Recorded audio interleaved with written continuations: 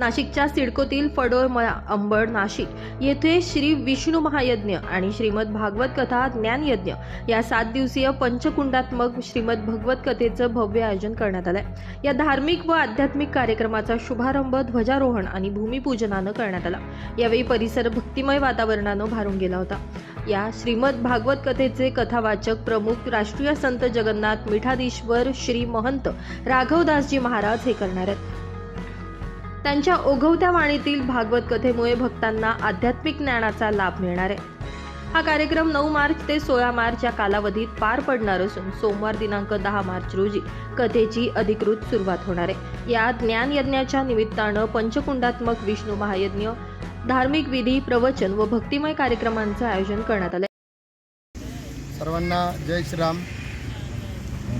येत्या 9 मार्च ते 16 मार्च या दरम्यान फडोळनगर विष्णू यज्ञ आणि श्रीमद भागवत कथा ही फडोळमळ्यामध्ये आमच्या पूर्ण विकास फाउंडेशन यांनी ही कथा ठेवलेली आहे।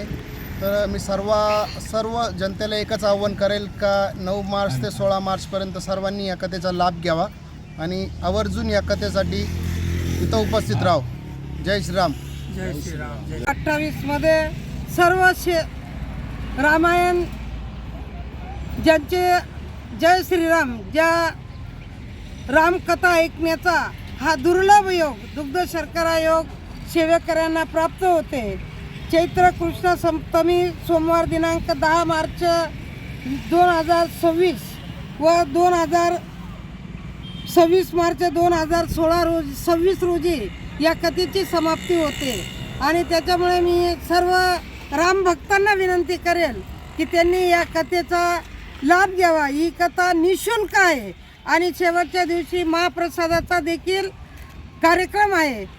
राजपूत प्रतिष्ठानच्या वतीने हा कार्यक्रम आयोजित केलेला आहे। सर्व राजपूत प्रतिष्ठानच्या आयोजकांना मनपूर्वक धन्यवाद देतो।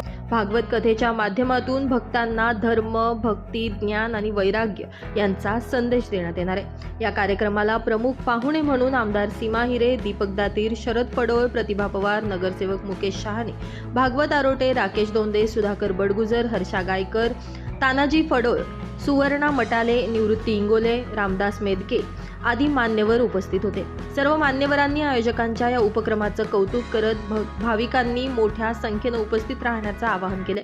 सभी सदस्य और श्रीमद् भागवत विष्णु कथा के आयोजक सारे टीम मिलकर आज हम लोग यहाँ पे श्री विष्णु महायज्ञ कथा का आयोजन कर रहे हैं, जिसका शुरुआत आज हम लोगों ने ध्वजारोहण करके किया है। और हम सभी भक्तों से अनुरोध करते हैं कि इस महायज्ञ में सभी शामिल होकर और इस भक्ति का आनंद लें और सब सहभाग सभी लोग से ये अनुरोध करता हूँ कि सब मिलकर इस यज्ञ को पूरी तरह से संपन्न करें।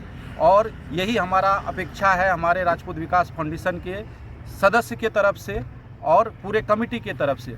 और मैं खास करके इस महायज्ञ में मुख्य मार्गदर्शक के रूप में हम लोग शरद भाऊ फडोल साहब और दीपक दातीर साहब, ताई प्रतिभा पवार जी के उपस्थिति में हम लोग संपन्न करेंगे।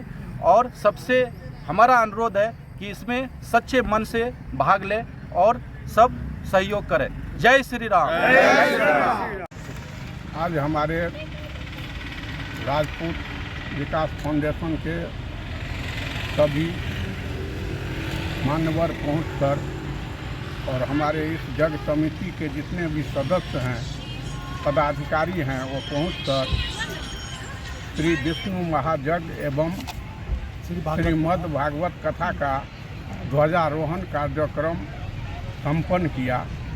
इसमें आए हुए सभी आगंतुक को हम लोग इस यज्ञ समिति और राजपूत विकास फाउंडेशन के तरफ से बहुत बहुत धन्यवाद देता हूँ, बधाई देता हूँ कि इस यज्ञ को संपन्न कराने के लिए आज शुरुआत में सभी लोग उपस्थित हुए और मुझे विश्वास है कि ये लोग पूरे यज्ञ को बहुत अच्छे तरीके से इस यज्ञ को संपन्न कराने में, सफल कराने में भाग लेंगे।